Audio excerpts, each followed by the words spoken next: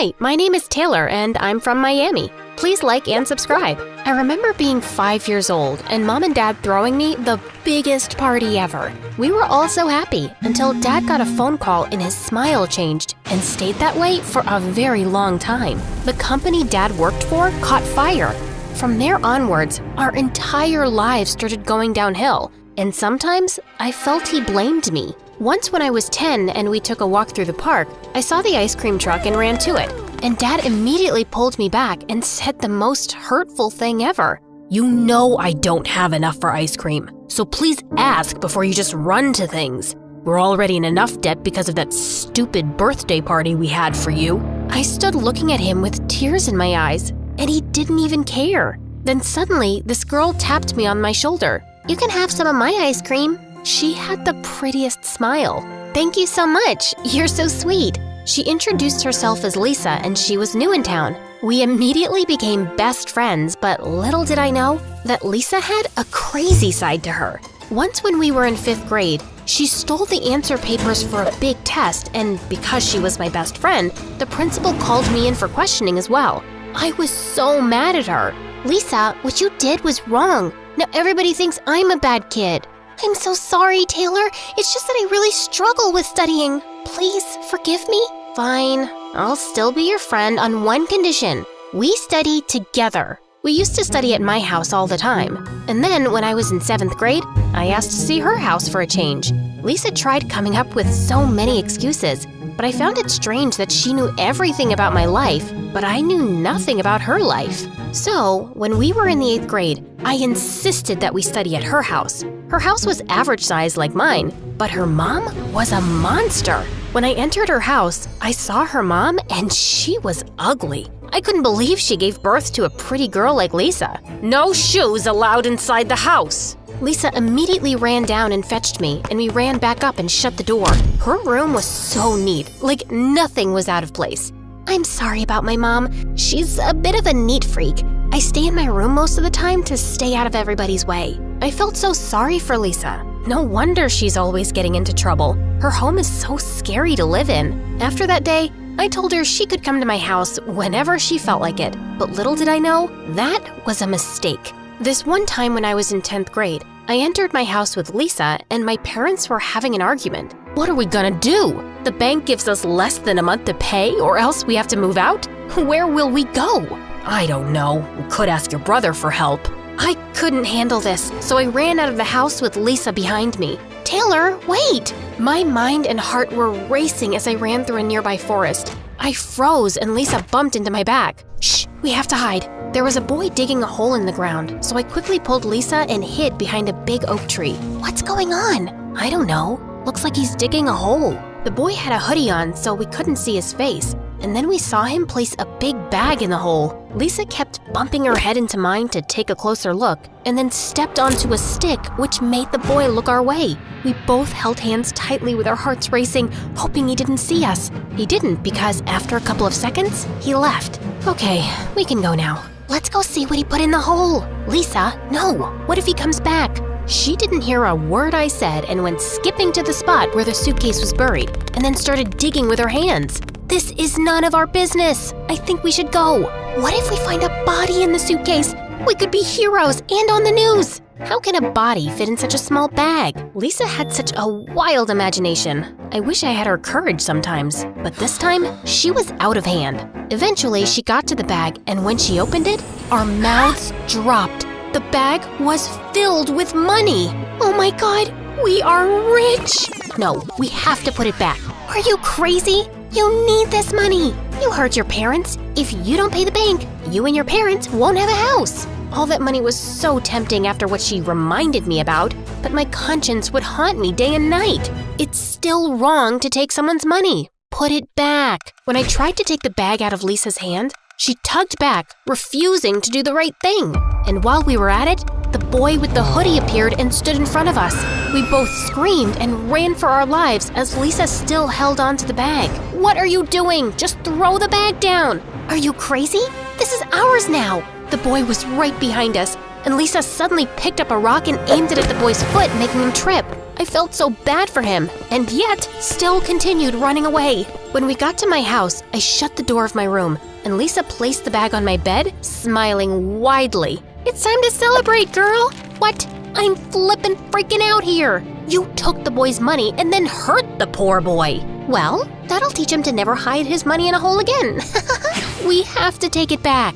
Lisa ignored me and started taking some money out of the bag and then took the rest with her. "I took my half and you have yours. Now go to the bank and help your parents out."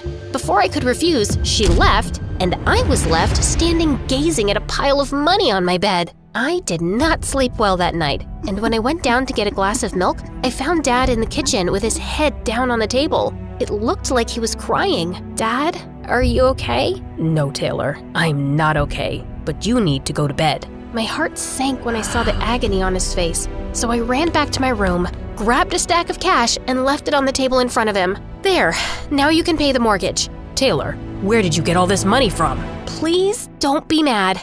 I sat down and told Dad the whole story, and instead of taking the money, he looked upset. "Tomorrow, we will go back to the woods, find that boy, and give him back his money. This is not how we do things, Taylor." "But Dad, it wasn't me." Dad wouldn't hear me out, but when I got up in the morning, Dad was gone. When I told Lisa what happened, she started freaking out. "What is up with you and your family? I hope this doesn't get me into any trouble because I already spent some of the money.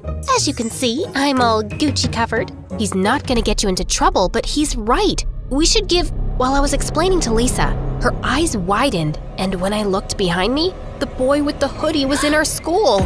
How did you get through the gates?" "I go to this school. Now give me back what you stole." "We don't know what you're talking about, and we've never seen you before in our life." "If you don't give me back that bag, I'm gonna make your lives a living nightmare." Lisa pushed past him, and I walked nervously behind her. She didn't feel an ounce of guilt, but all that changed when we went out for recess and found both our lockers on fire.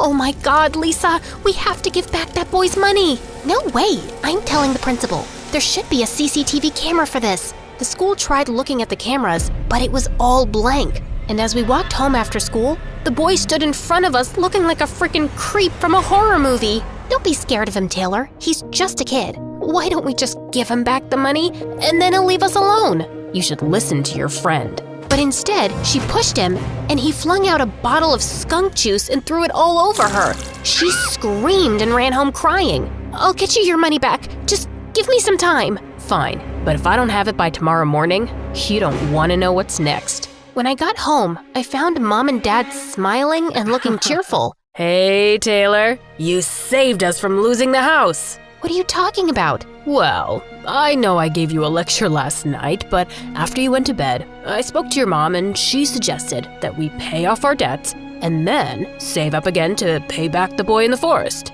"No, you don't understand. The boy is in my school, and Lisa and I have to pay him back." My parents came with me to school the next day to speak to the boy, but he never came to school. We tried the next day as well, and he still wasn't around. So I took my parents to the forest, and we walked for miles, looking for a cabin or a house, but there was nothing. It was like this boy just vanished. Lisa was over the moon, and soon after, when we were in 11th grade, she started acting very strange towards me. Like this one time, while she was standing in line at the cafeteria and I approached her from behind, she just shrieked. "Gosh, Taylor, you don't need to frighten people like that. It's really not funny." "Calm down, Lisa.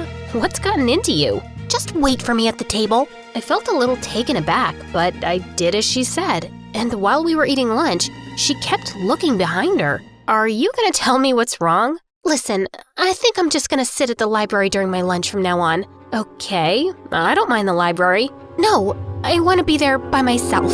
After that, she just got up and left. And when I tried reaching out to her again after school, she just pushed me so hard that I injured my arm, and she didn't even care. "I told you to stay away from me. Have you lost your mind or something? My arm is injured." "Well, go tell that to someone who cares." Lisa's actions made no sense. I wanted to be angry with her, but we had such a deep history. It was really hard for me to just leave her like that. I managed to get a Band-Aid for my arm, and then I decided to pay Lisa a visit. No matter what was said, I needed to know what was going on. When I got to her house, I was surprised to see her sitting with some boy in her yard. So I hid behind the wall to figure out what was actually going on. Whatever they were talking about made Lisa cry, and then I decided to bravely face them. Hi, Lisa. What's going on? Taylor, I told you to stay away from me.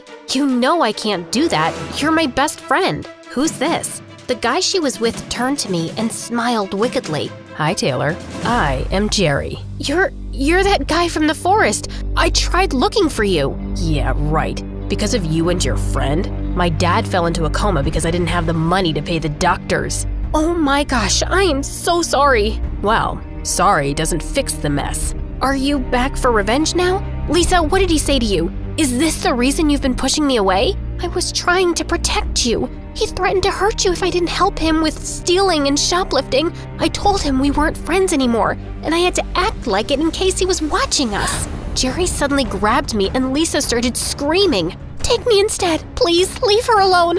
I'm the one who insisted on taking the money, please. Too late. Now, you will never see your friend again. You better not follow us or tell anyone. I tried to kick him, but he was too strong. He took me to a part of the forest I'd never been to before, and into a neatly built house. If you let me go, I'll try and get back all your money. You're funny. Do you know how many years my father worked to make all that? But then why didn't he just put it in a bank? Because we don't trust banks, and we don't trust people, because they lie and steal like you and your friend did. So what are you gonna do? I'm gonna keep you here, and then ask for a ransom. But my parents are not millionaires.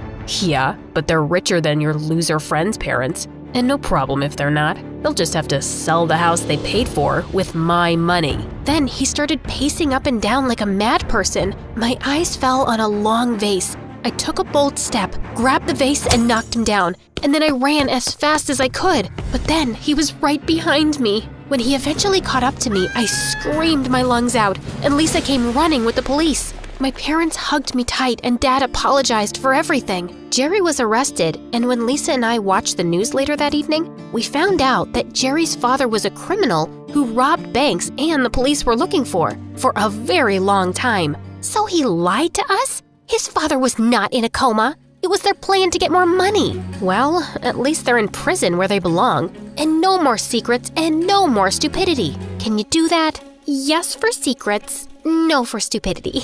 Yeah, she might do crazy things, but she always has my back. One good friend is always better than 1,000.